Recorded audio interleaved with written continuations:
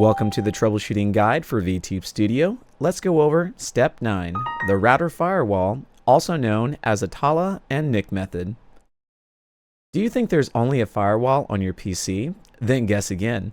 All routers have their own firewalls, and you'll have to allow access to certain programs to get through.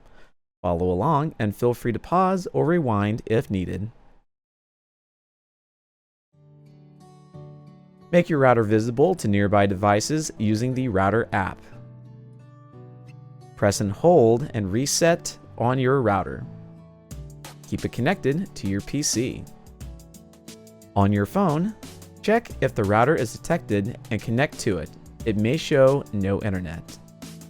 Open your browser on the phone or PC if that's available and enter the router's IP address.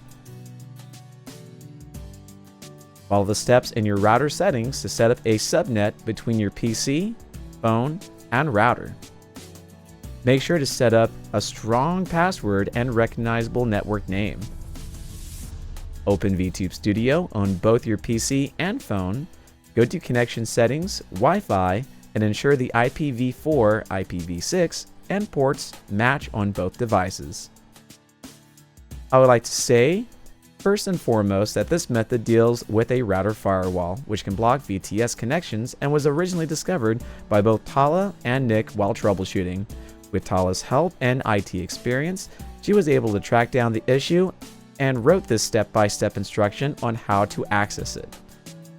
All credit goes over to Tala, and please check her out down below and cite her socials.